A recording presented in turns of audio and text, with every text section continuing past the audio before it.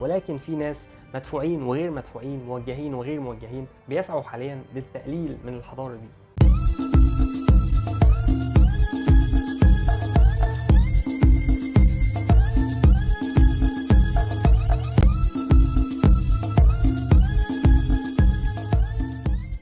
في قلب الشمال الشرقي من افريقيا وعلى ضفاف نهر النيل العظيم ولدت واحدة من اعظم الحضارات التي عرفها التاريخ، انها كيميت، او زي ما بنقول عليها النهارده مصر القديمة.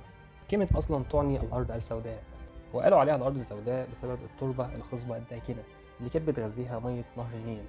ومن نهر النيل بسبب ان المصري القديم لقى المية، وبالتالي لقى الزراعة، وبالتالي قدر يرعى حيوانات، فبالتالي قدر ياكل، وبالتالي قدر يكون أسرة. ومن هنا نشأت واحدة من أعظم حضارات الدنيا، الحضارة المصرية القديمة.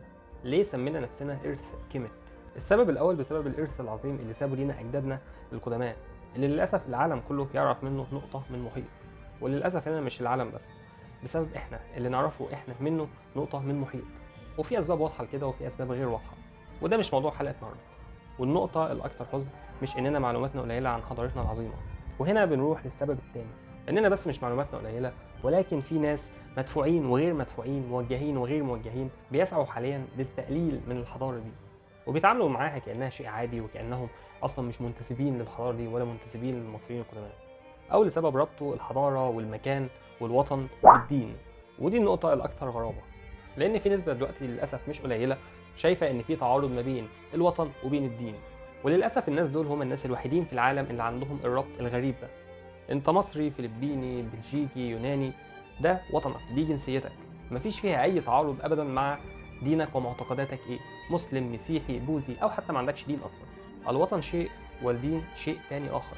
والمضحك المبكي هنا إن هم بيصفونا بالكميتة، وهي كأنها شتيمة يعني، مع إن ألف بها عقل الكميتة جاية من كيميت، يعني مصر، ونظريا هو بيحمل الجنسية المصرية، فإذا هو كيميتي. ولكن المفاجأة هنا هو ما يعرفش يعني إيه كيميت أصلا. إحنا في نظره عبارة عن مجموعة من المهبولين أو الناس اللي بتخرف، اللي بيعبدوا أمون، أو ممكن يكونوا ملاحدة، أو ممكن يكونوا مسيحيين، أو ممكن يكونوا علمانيين. مع إن مفيش تعارض أبدا، إنك تبقى كيميتي مصري ومعاك أي صفة من الصفات دي. دي جزئيه ودي جزئيه تانية خالص. ما انا كيميتي ومسلم عادي خالص، انا جنسيتي مصري ولكن انا مسلم، فين التعارض؟ والمضحك اكتر واكتر ان هم شايفيننا ان احنا ممكن مأجورين من الغرب عشان نوقع مصر.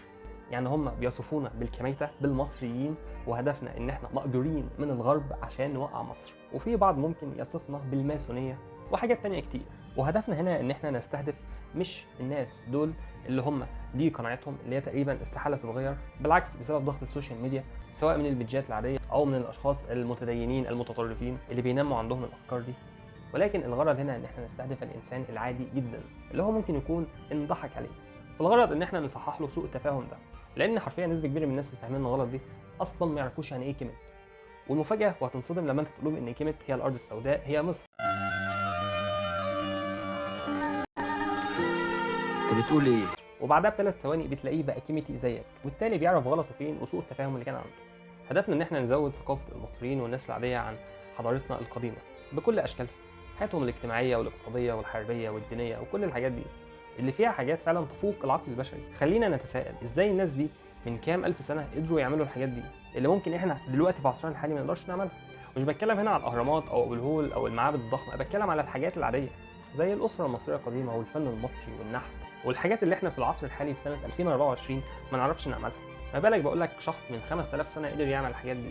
ومن هنا نكون وصلنا لنهايه الفيديو. اتمنى ان نلاقي دعم معنوي مش دعم مادي، الدعم المادي لا يعنيني اطلاقا، والدعم المعنوي ده هيكون عن طريق اللايك والشير والكومنت.